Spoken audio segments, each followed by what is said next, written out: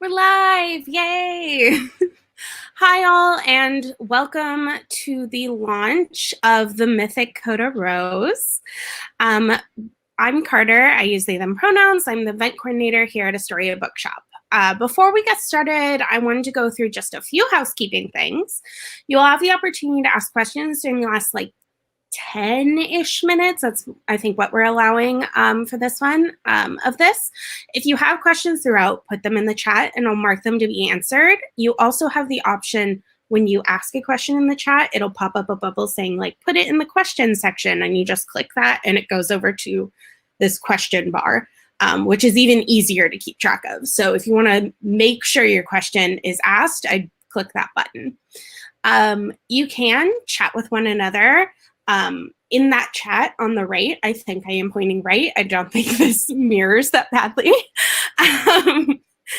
And where am I at? Just an FYI, we will kick you out if you participate in any trolling or any racial, ethnic, or homophobic slurs. I'm just asking you all to be nice and respectful towards one another in that chat. Finally, there's also a button at the bottom down there that offers the option to buy a signed copy of the book. This book is actually a new favorite of our children's book buyers. So if that isn't a reason to buy the book, I don't know what is. So now let's get things started, and I'll introduce you to our fantastic guests. Jennifer Nissley, she, her pronouns, received her MFA in fiction from Stony Brook University at Southampton. Although her first love is writing, she is powerfully attracted to video games, horses, and pretty much any piece of clothing or interior design with an animal on it. She lives in Queens with her wife and doggo, but sadly, no horses. Laura Brooke Robson, Laura Brooke Robson, she, her, grew up in Bend, Oregon, and moved to California to study English at Stanford University. She currently lives in Melbourne, Australia, which is super cool, where she enjoys drinking too much coffee and swimming in places she's probably not supposed to swim. Girls at the Edge of the World is her debut novel, which just came out last month. Yeah? Yeah. Correct. Cool. Yeah, so welcome both of you. I will pop off of here now and let these two take over. Thank you. Absolutely. Thank you, Carter. Okay, thank you everyone for coming. I'm so excited to chat with all of you, but especially with the author of the MYTHIC KODA ROSE, because I loved reading it so much, and I know all of you will too if you haven't read it yet. And I think you were going to start with a reading if you want to launch into that. Yes, I have a very brief section because readings make me nervous. And I was like, I'll keep this lower stress. So I'm going to read a portion from the middle of the book. Really, all you need to know is that we have our young heroine. Coda is desperately trying to track down her father's ex-girlfriend, who is 38 years old, thinking that this older woman will hold kind of all the keys to how Coda can get to know herself and open up her own, have her life begin, basically. And this is a part where they've sort of just begun. They're sort of just getting to know each other after the Christmas holidays. So I will begin. I know the second Sadie opens the door that she isn't wearing a bra. I process this before her dorky glasses, the torn up jeans accented with safety pins. Lifting the guitar, she says, "Gotta tune her quick." "Cool," I reply, a beat too late. She must have just gotten home. There's a suitcase and black backpack piled by the door that I have to sidestep to reach the couch. The cushion beside her has been cleared already. I sit down even though she doesn't invite me to, slipping my coat off along the way. It plops to the rug and I remember, crap. "Hello, Sadie." Naturally, this comes out nothing like I practiced. A total splatter. She chuckles and cocks her head at me. "Hello yourself?" I'm blushing too hard to do anything but watch her with lashes lowered, fists wrapped in my sleeves. Something about her isn't quite like I remember. Not in a bad way, just different. Again. Sawing her nose on her cardigan, she mutters, "This is what happens when you're out of town for a week. Everything goes to shit, poor baby. Listen." She twangs a string, the B string, if I remember correctly. I'd ask, but she zooms on without me. That's flat, the G sharp, see? She twangs the B string and then the other over and over until my smile convinces her I hear the difference. There's more, and I try to pay attention, but it's also distracting. My leggings, for one thing. Turns out I don't have the result for types. And Sadie's freckles, the sunset, her papers smeared with orange light. Her scratchy fingers pluck notes, coax knobs on the guitar's neck, and it's hypnotizing how one hand always seems to know what the other is doing. Sweat glimmers on her forehead. Her tongue sneaks between her teeth. Yep, she says, sounds awful, a goddamn travesty, but you know Teddy.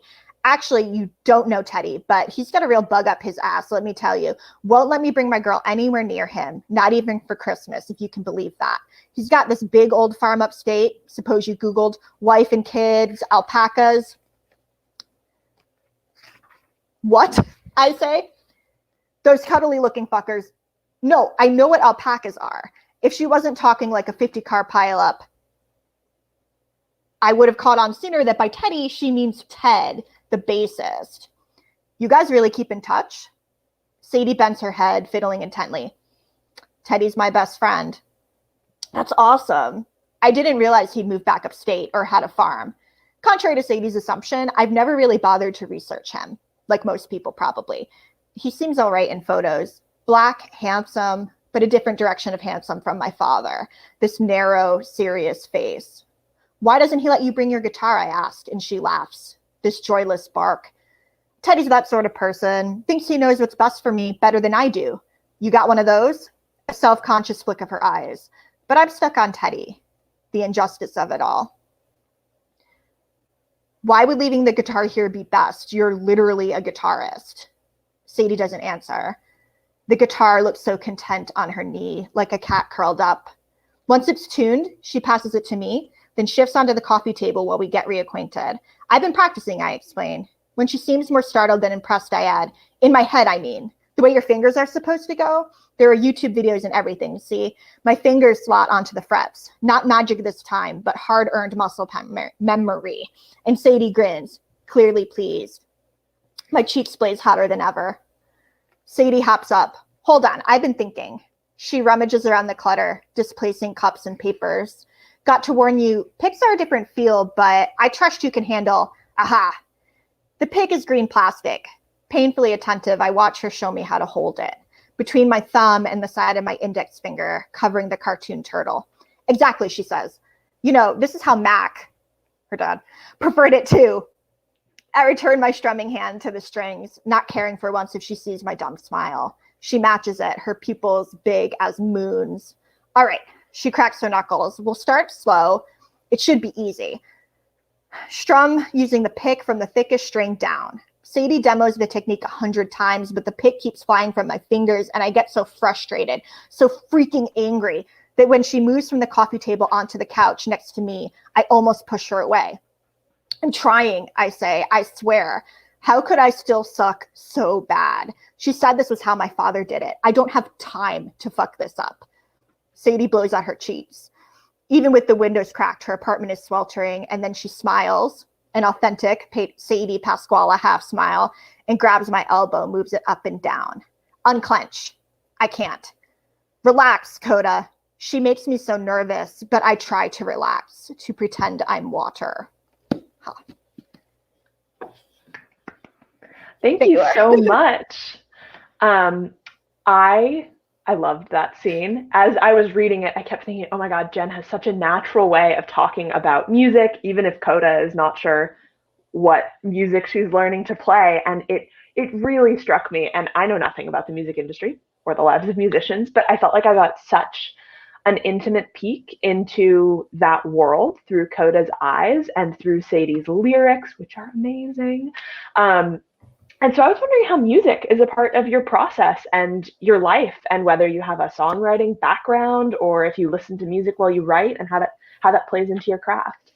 Cool question. Disappointing answer.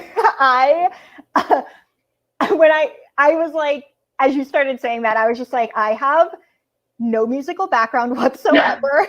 Truly none. Like my biggest musical accomplishment was like passing out almost when I played the flute in 4th grade. I like couldn't, because you have to like, I don't know, people who play the flute would know, but you have to kind of like scoot your breath across it in a way to like make the sound travel. I truly could not do it. And I got really frustrated one day and like overdid it and almost died. Not really, but I almost passed out. And that was it for me at 8 years old.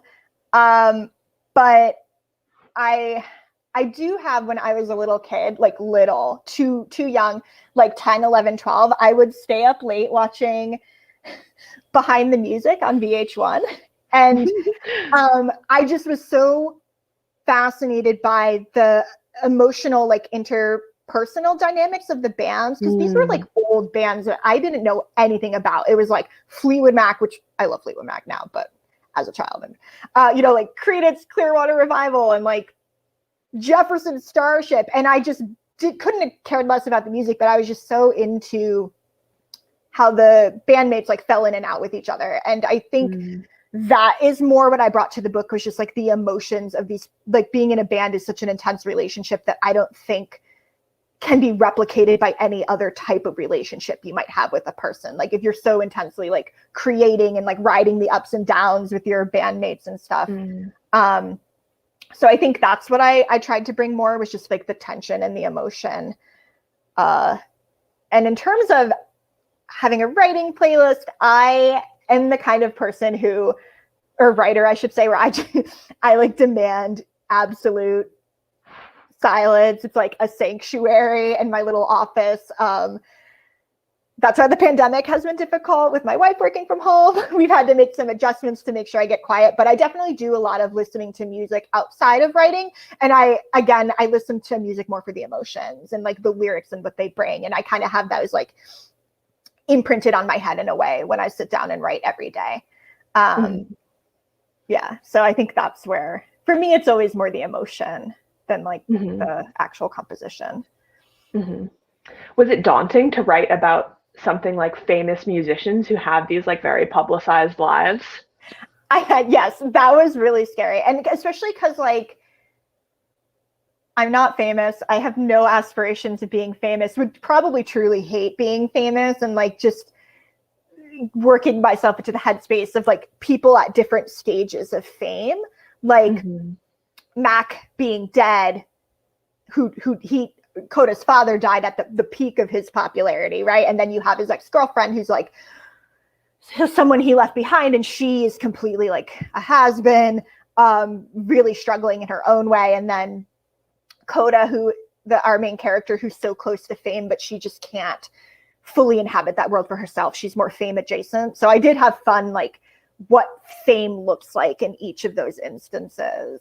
The easiest one was Sadie, because she's just so completely miserable and alone that I could just like really imagine what would be like to be so down on your luck like that, just creatively, and having once been famous, how that she kind of just slowly coasted into oblivion. That was a lot of the behind the music stuff, I guess. So I love what you said there about people at different stages in their fame, because I thought that these more powerful or more famous characters and entities that are kind of circling around Coda throughout the book work so well, and it's so interesting to watch Coda interact with them and grow. And I love that she refers to a lot of these intimidating entities as just like a noun with a capital letter, you know, the magazine, capital M, doctor, capital D. And so I'd love to hear you talk about how Coda interacts with the fame and power that's kind of around her, but maybe a little out of reach. Yeah, that's such an interesting question. And it's funny too, because Coda, obviously, like you're a writer, you know, you like write so many different drafts, and then so many different things change. And then sometimes when you look at it, you can like only see the ghosts of efforts past, and then you have to like forge a new path. Or when you make one change, like everything else kind of snowballs after it, and you're like, damn it, now I have to get rid of all of this stuff I like. But the one thing about her characterization that remained consistent from like the first word I ever wrote of this project was her referring to those like intimidating entities with the capital letter. And it just felt right for her. It's hard to pinpoint why. I think it's because she's not as familiar with like what it's like to be famous or to experience fame herself, but she's very acquainted because of her mother being sort of, again, like fame adjacent. She's an editor at like a Vogue type magazine, whatever. Also know nothing about magazines.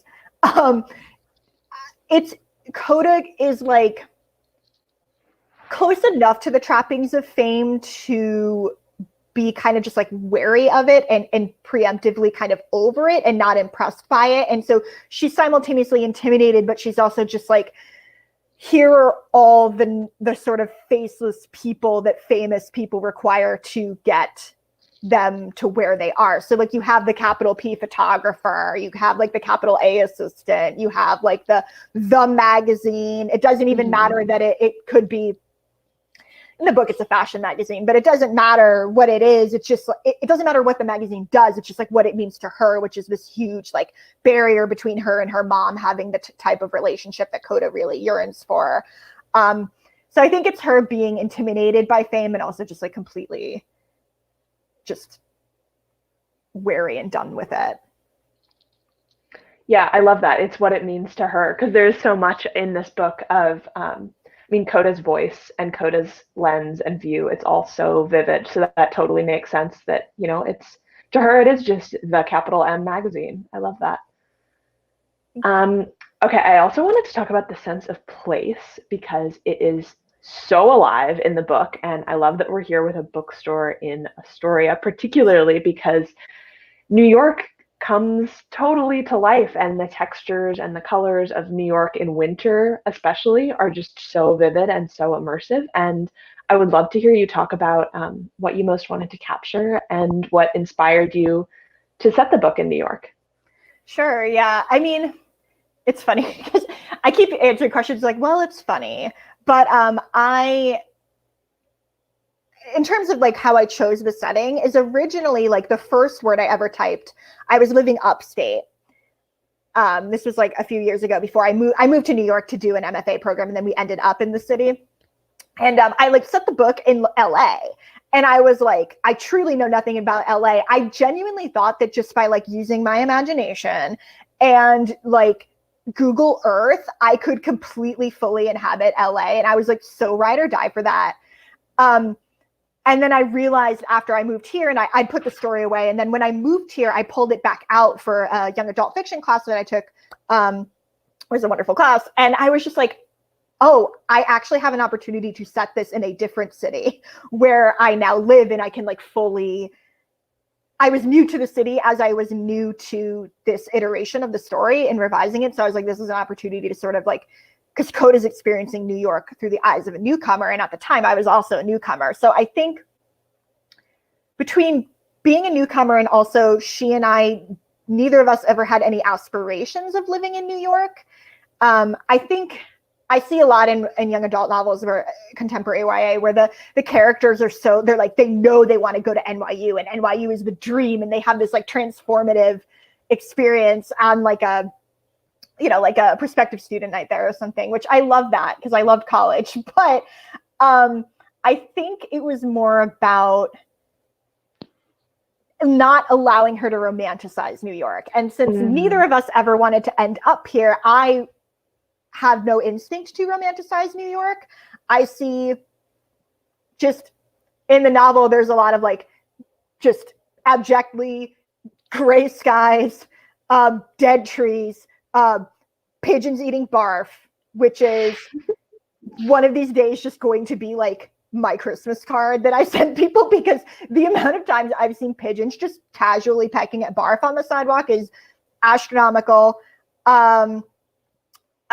Just trash on the subway tracks, things like that sound revolting, but were just really fun to characterize because they do also just give so much flavor, and they can sort of contribute to atmospherically, like Coda being like,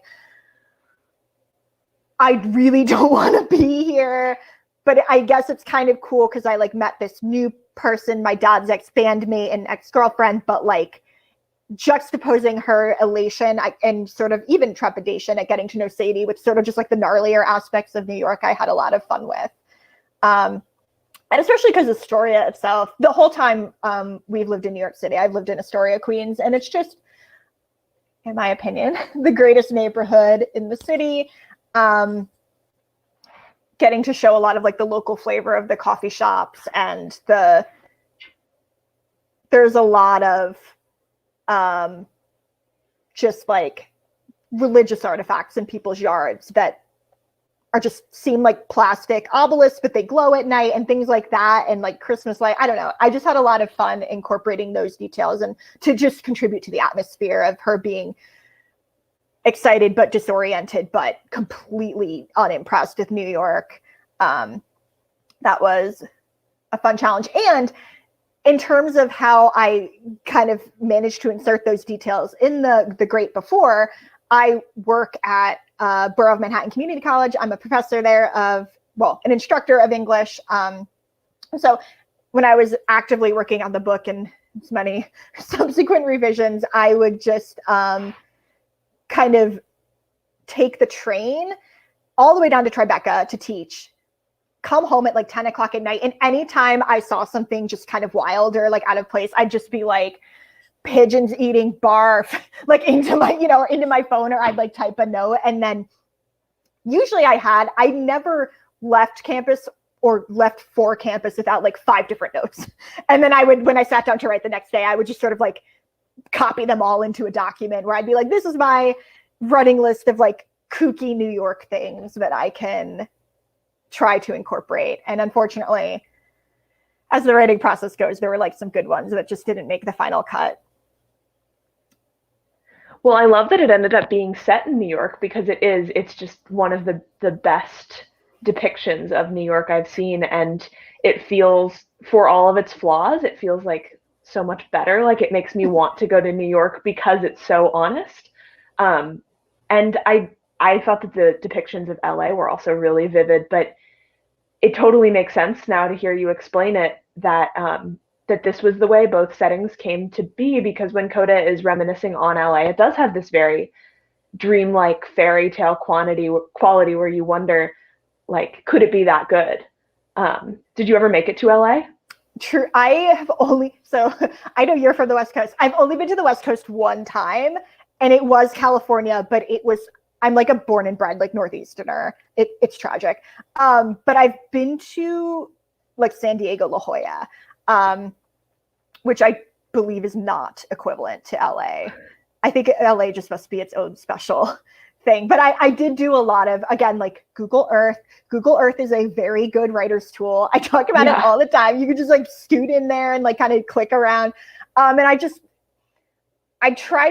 remember in the early days, like reading a lot of books that kind of touched on LA and just seeing how other authors approached it, knowing that LA would be such a tiny part of Coda's psyche, but still kind of, it's like a ghost. It's always there, but even if she's not, it's like an app running in the background, I guess is more appropriate than a ghost. She's sort of just like always doing tabulations about how LA is not New York and vice versa. So I had things in my back pocket, but I would love to eventually go once I'm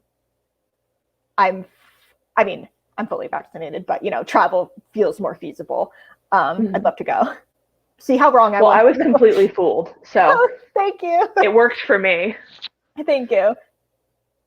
Okay, one thing I definitely want to hear you talk about is Coda's relationship with Sadie throughout the book. I love that you read that passage between Coda and Sadie, kind of one of their early interactions, because it is so beautifully nuanced and so complicated and distinct. I can't think of many other YA novels that capture a relationship between a teen and a 30-something, maybe a teen and a parent, or a teen and another teen, but a teen and a 30-something is so interesting. And I would just love to hear what was most important to you to capture in their evolving dynamic, and kind of how you went about crafting Sadie. Yeah, great question. A vehicle for exploring my mommy issues. No, I do have profound mommy issues, but I kind of got away from that.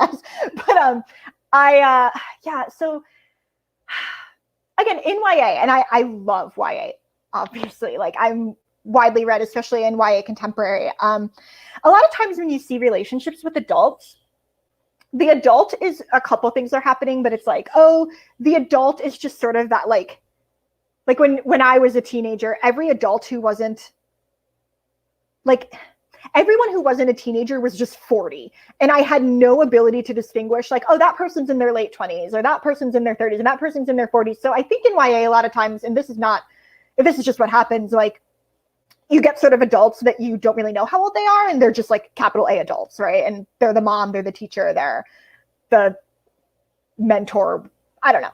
And a lot of times in those stories, and again, for good reason, because this isn't what the authors are trying to explore, if you have a situation like a story where a teacher is mentoring a young person or like the teacher is helping the kid like explore themselves through their art or like stand up more in their intimidating English class and like be heard, it's always one-sided in terms of like the adult is doing their due diligence to mentor this young person and sort of help them out in a period of vulnerability and fragility.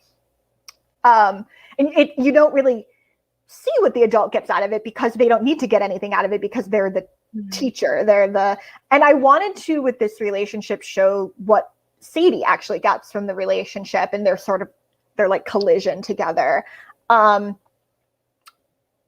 sort of explore like, well, what does it mean to be confronted and basically in the book like ambushed by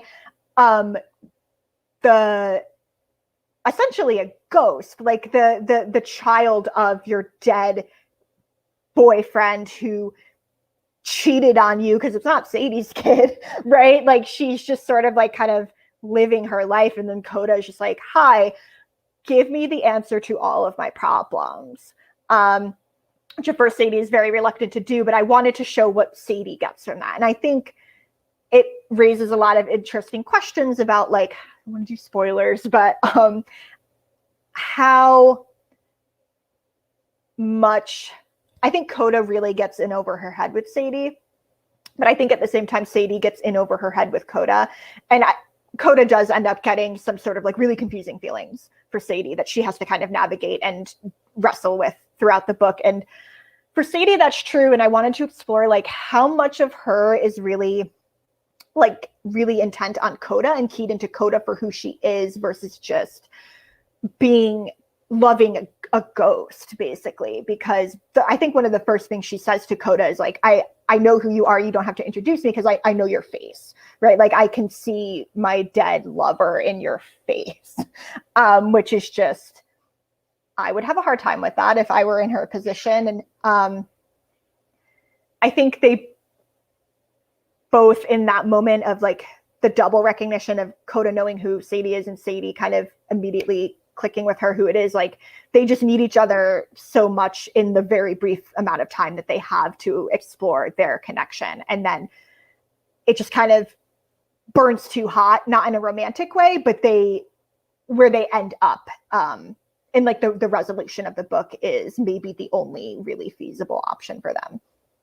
I wanted to kind of put them in a situation where it's like not the type of relationship you can really imagine, or connection you can really even imagine continuing after the book ends. It kind of just like has to be what it is, and then neither of them can really go back to it because that moment has been, for events that should be clear for people when they read the book. Something happens that makes it impossible to get back what they had. And how do you move on from that when this person, they did give each other so much and now they're taking so much from each other as well? Yeah. Wow. I love that. Yeah. So I was also wondering, kind of speaking of age and transition periods, Coda is on the cusp of adulthood. You know, she's thinking about college. And the way she gets to know Mac, her father, is through Sadie's memories of Mac when he's about the same age that Coda is now, a little older, but also kind of in a transition period still. And so I was curious how you would describe the difference between how Coda and Mac define themselves at this age, 17, 18, 19, on the cusp of adulthood, and how they're imagining going out into the world. Yeah, I love that question. I think that the big difference, because Coda, when the book opens, she's 17. And yeah, Mac is like, I think quite remember, he dies in his like very early 20s. And I think the difference is that, and part of what is giving Coda so much anxiety, I think in the way it would give a lot of, at least I got anxiety about this when I was that age, is that Mac seems to have so clearly had a purpose because he was already famous when he was 21. And to a young person, what more is indicative of like purpose and belonging and worthiness than like having that like that fame that follows you around. It's like a stamp from the universe that you've made it, you belong, like you're worthy, whatever. And Coda doesn't have any of that. She's in a position in New York City where more of her dad's like really weird fans are more apt to recognize her because of the band's connection to New York City. But she, in a way, is really struggling to figure out like, well, my dad was famous and like my mom is kind of intense. Like, what do I want to be? And I think that's the big difference between them, is she just doesn't know. And I think part of her seeking and finding answers, or at least looking for answers, it's debatable how much she ends up really finding that brings her any sort of confidence that she understands her dad anymore, is that she just that's like what sets off her whole journey, I guess. Because there's a moment in the book where early on when Sadie and Coda are just starting to sort of tentatively begin to like feel each other out, where Sadie is kind of bemoaning her like diminished standing in the world. And she's kind of just like, well, Coda, imagine if this thing you did when you were 8, you'll only ever be remembered. I'm paraphrasing myself. You'll only ever be remembered for what you did at 18. Like, that's terrifying. She's looking at that from a much older perspective, being like, how do I live the rest of my life, right? And Coda is like, yeah, that is terrifying because I'm going to be 18 in 2 months and I haven't done anything yet, right? So that, I think that's a line of dialogue that, and again, in all the iterations, never really changed, just to show the tremendous sense of uncertainty that Coda is grappling with, not having her dad's connections, her dad's fame, her dad's talent by any means, or just his like enigmatic, like tragedy, sexy muse persona that she just doesn't have access to. Mm-hmm. Yeah. And Coda's mom also has kind of that, a slightly different take on it, but also that energy of she was already a model and somewhat famous when she met Coda's dad, right? Yeah, she was a model and then like sort of transitioned into not modeling when she became like 20, 30, I don't know. Yeah. That's so interesting. Yeah, I love the way that these adults who are circling around Coda have just really different perspectives on being that age, or maybe even similar perspectives, but from Coda's viewpoint, it seems like they all had everything in order by the time they were her age, whether or not it was true. And I had the experience of like, because, you know, it takes so long to write a book that like, when I first set out on writing this, I connected, and I still obviously do, but I connected so fully with Coda because I was closer to her age than I was the adult characters in the book. But like with each year that I worked on this, I was like, because when I started writing, I was like, Sadie's 38. And I was like, is that too old? Like, she's so old. And now I'm just like, she is just starting her life. Like, I was like, she is so young. I feel bad that I gave her laugh lines. Like, I was just like, she is the picture of youth. And I felt that way toward Mariah too. Her mom, Coda's mom, is a little bit older, but it was funny for me, and just like how my identification sort of shifted, where when I was writing from Coda's, I had to do that. Well, like when I was writing from Coda's perspective from the beginning, I was inhabiting her head, but I was also like, it would be really cool to meet this like badass, like older woman, like that, to like show you around New York and like think that you're worth it and that you deserve her like really intense, questionable level of attention. But then as I got older, I was like, oh, maybe this isn't great, Sadie. Like, maybe, Sadie, you have a responsibility to kind of like tap the brakes on this relationship if you feel like getting too intense and boundaries are being eroded. But I had to stay the course. And it was just a further challenge and like really exciting to like stick with the story I had written, even when the sort of more rational adult parts of my brain were like, maybe you should have Sadie be like, let's have a conversation about boundaries, things like that. Yeah. Yeah.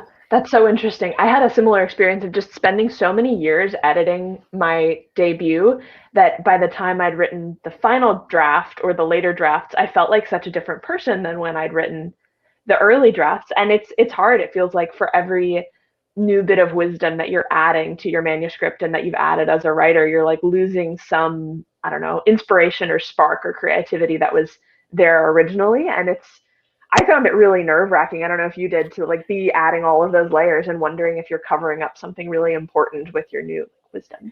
Yeah, it's so strange because you still like believe fundamentally in like the foundation of the project, right? And you're like, this is like, I stand by my art, but you're like, I feel differently about this piece now, which you kind of have to just make your peace with. I hope that I refrain myself from making too many like nervous arbitrary changes that would undermine my own themes and like intentions. But yeah, it can be really daunting to feel yourself grow up with the book in the way, and then your relationship to the book changes. But I guess, you know, listen, like based on just like feedback I've gotten from readers, like I don't know, like readers out in the world, I'm like, oh, everybody brings their own baggage to the story anyway, right? And like they'll see things that you never even realized you were doing, or they'll like not like something that you really love, or they'll love something you weren't as proud of or thought was as successful. So at the end of the day, I'm just like, ah. But it's really interesting to feel your relationship with your own work evolve in those particular ways. So kind of on those same lines, I always love to hear about what other writers' like day-to-day processes look like. So I was wondering if you could give us a peek into what it looks like, you know, how your day goes when you're writing. Tears. No. So this is probably a good point to disclose where it's over now, but I did end up in physical therapy for a writing injury like a few months ago. From like February until June, I was like on and off physical therapy because my I have a mechanical keyboard, which I still can't fully explain no matter how many times I look up what it actually is, but it's really great. But it's like designed in such a way that it just like forced my pectorals to like do weird things. And I ended up getting like a muscle sprain in like my shoulder to pec area that I had to take care of. So all of that to say that my writing process, like, it can be pretty intense. Like there's a lot of just like me locking eyes with the computer and the sentence and being like, this is not a good sentence. Like I need to change this sentence, and sort of, I'm not the kind of writer who can move on before it's in that place in time the best that it can be.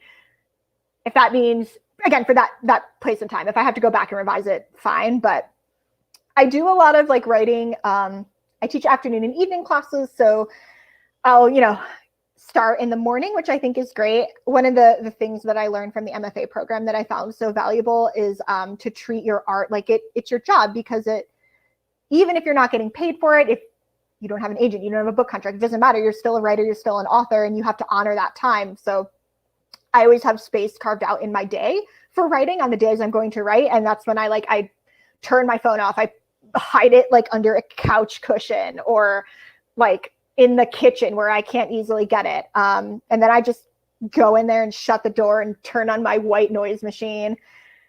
And then I just start like, basically just, it feels like I'm just, on the days I'm flying, it's wonderful. On the days that things are not flying, it's more like I'm just like, it just feels like I'm grinding my face against the computer screen for 4 hours. But I really like to talk when I write. Like the sentence that I'm writing, I'll say it out loud to myself, because for some reason, it just helps me sort of arrange things in physical space. I don't know why, but I find just sort of keeping up a constant stream of chatter very, very helpful.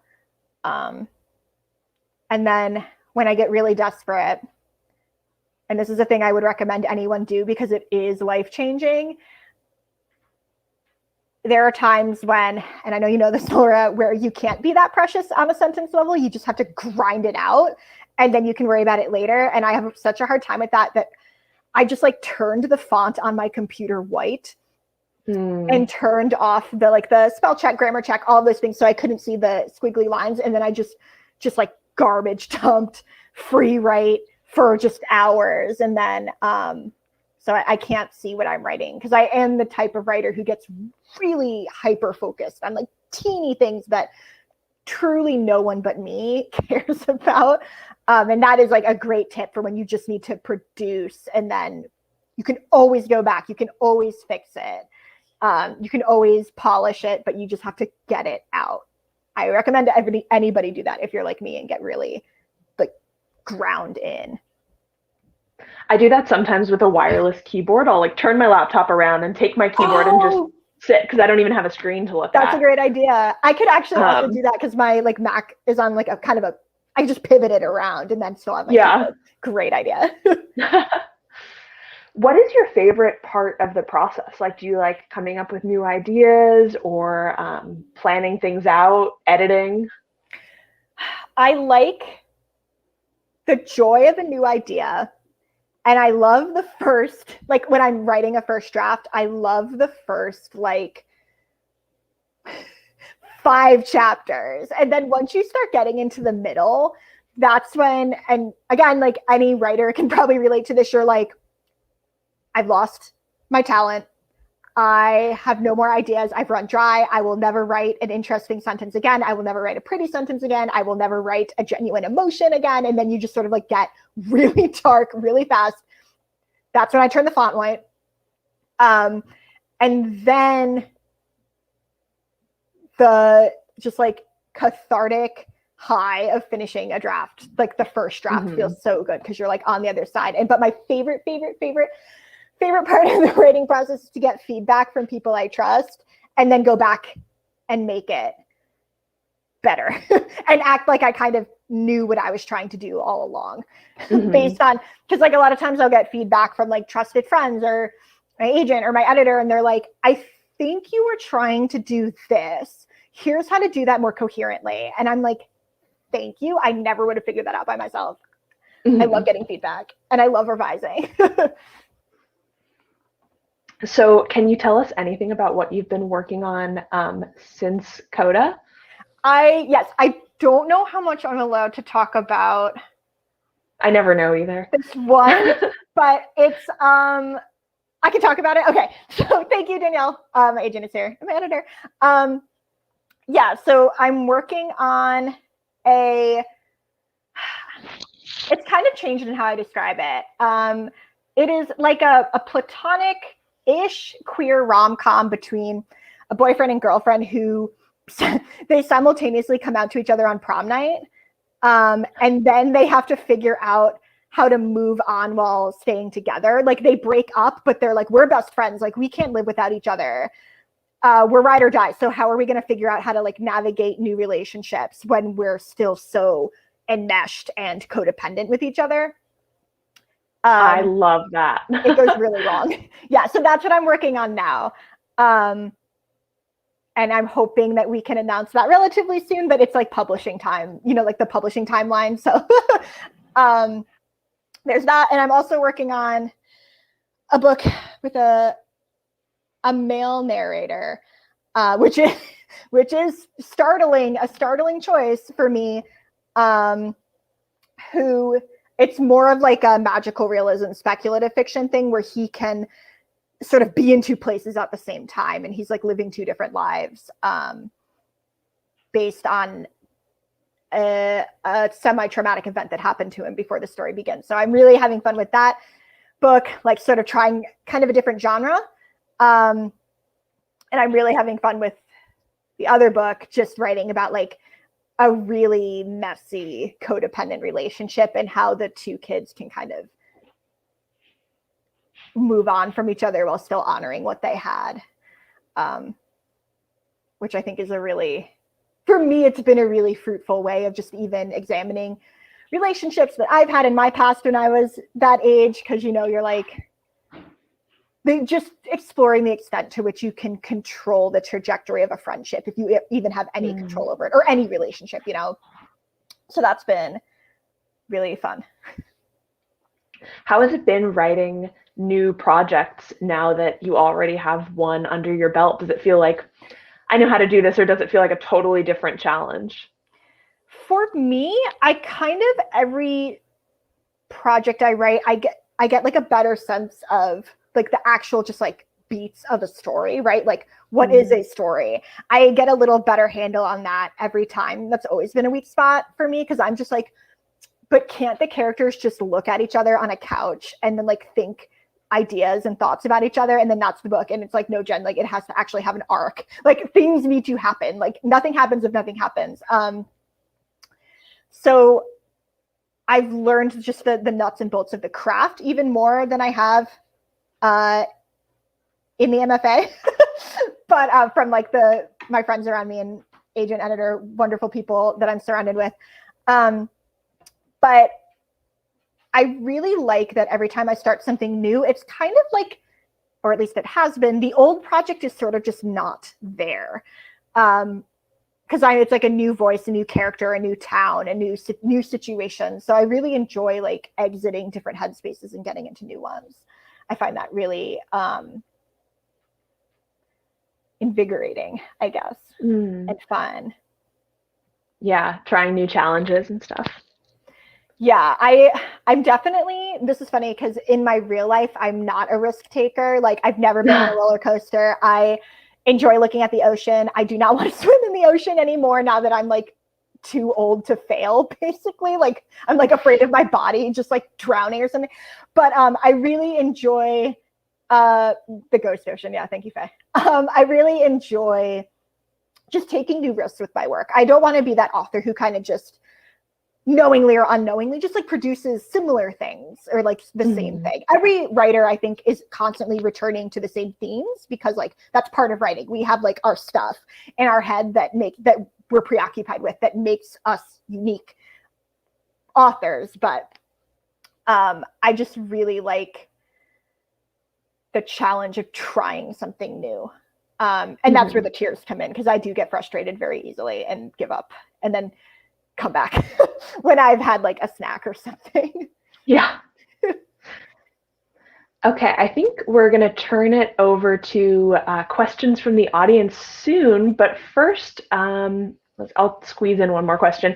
I was wondering if you could talk a little bit about your influences and kind of the books that helped inspire you or Coda Rose, if there's anything in particular that you really loved during this process. So I tend to think more of the books that influenced me when I was like a kid trying to like figure out, like when I was like 12 years old, being like, I think I could be a writer, but trying to like see just like what was out there. So my biggest influences were actually, I read a lot of adult novels when I was way too young to be reading them. I don't actually think my mom knew what I was reading. But like authors like Sarah Waters, right, who's this incredible historical fiction author and very sapphic when I was like 12, and things like that are huge influences for me. Emma Donoghue, who's a very versatile writer. She can do historical fiction, contemporary. She wrote Room from the voice, the point of view of a 5-year-old. Like, so people like that who are always doing different things are like really relying on voice and atmosphere. Well, thank you, Laura, for asking all of those wonderful questions. Let's go over to Q&A. Kate asked, what was your favorite part of the writing and publishing process? My favorite part of the writing process, definitely getting those notes on a draft, and then like having a couple months to sort of chew it over and make it try to happen, and then getting feedback and the high of like, yes, Jen, this is it. You did it. I guess because I'm a Virgo, I'm like always looking for that pat on the head. They're like, you did it. Good job, Jen. Your hard work paid off. And I'm like, cheers. I love that. But I also, the second part of the question was about the publishing process. There's two. I loved finding my amazing agent. I almost said amagent. And I loved finding it fits. I loved finding the editor who ended up acquiring the book is just phenomenal. And just really, it's good when you get notes from, and this happens when I get notes from either of them, where I just start like writing things down because I'm so like excited to like break out some new ideas. I never get notes where I'm like, oh no, I don't know what to do. They put me in a really generative headspace. All right. The next question is from AJ, who asked, how do you think the story would have been different if you hadn't put it down and picked it back up later? It probably never would have happened in a weird way. I think I would have gotten, I'm the type of writer when like something isn't working, I either abandon ship, or I like sort of just like, again, like mash my face against it until I can get it into a shape that works. I think at that point in my life, I would have, because I knew I wasn't vibing with the LA thing back in the day. I think I would have just put it in a drawer and just walked away from it and tried something else. Or I would have tried to do something weird, like make it like an adult novel with like a Greek chorus or something. I would have been like, there's a we voice. Like I would have made it like a first person plural, like travesty or something. It's like the band is talking now. It would have been weird. It would have been bad. All right. Your next question is from Rosanna, who asked, do you always know where a story is going to end when you start writing? I didn't know where the sentence was going to end when I started speaking. So yeah, it kind of differs based on a project, but I find that I only have the beginning, but the more I write, you sort of it's like the ending is sort of like a Polaroid that's developing in front of you. And eventually you get to a point where you're like, oh, my subconscious got there before I did. And then you can sort of picture it, and which is exciting because you kind of know what you're working toward. But in the beginning, I never know quite what I'm working toward. That's kind of the fun of the discovery, though. I enjoy the challenge and just writing myself into a corner. I get that. Casey asked, how do you brainstorm story ideas? Do they come to you naturally, or do you struggle through it? That's a really good question. It kind of happens all different kinds of ways. I enjoy a weird interest. I have very strange interests, like birds. I just like looking at pictures of birds. So maybe I'll write a story one day with like a kid who is into birds, or has a parent who's doing bird things, or I play a lot of video games that are really intense and kind of just very niche, that have really just wild ideas very incoherently expressed in them, that I'll like maybe pull something out of that and then take it in my own like kind of contemporary YA fiction direction. Because I can't, so much props for the people like Laura, who's a wonderful fantasy writer. I just do not possess me like the depth to like both imagine a world and articulate it. There's no way I could do that. I would just die. Yeah, and then the germ for this story was, of course, I say of course, it's very clearly like I love Nirvana, disclosure, and this particular novel, Frances Bean Cobain, back in like 2012, did an interview. It was like her coming of age interview with Rolling Stone, and they were the first people to have access to her. And I was just astounded by how self-assured she sounded. She at least was able to portray, I don't know if this is necessarily her truth, but she was able to portray herself in a way where she seemed very confident about where she fit in with her legacy, her father, and like very comfortable with what she knew of him. And I, as a writer, I'm always asking, but what if it were actually worse? And like, what if the opposite were true and she had no idea and she was so lost? And so whenever I hear a story or I read an article or something, I'm always asking like, what would the convert or opposite really be? And then sometimes that can be really fruitful. Does it differ for you, Laura? No, I would say that that's really similar. The best inspiration for my writing is always reading as much as I can. I've heard of a couple of writers who say things like, oh, I can't read while I'm in the process of like writing because I'm worried that I'll like plagiarize something accidentally. And I'm the opposite. It's like I feel like I need to read something and then I'll think not, oh, I need to do this exact thing, but oh, I'll do the opposite. So yeah, that totally resonates. Cool. Thank you both for answering that one. So our final question is from Faye and Laura, who ask, it's sometimes said semi-jokingly that part of the experience of being a lesbian is being unsure if you want to be your crush or be with her. Were you consciously thinking about that as part of the relationship between Coda and Sadie?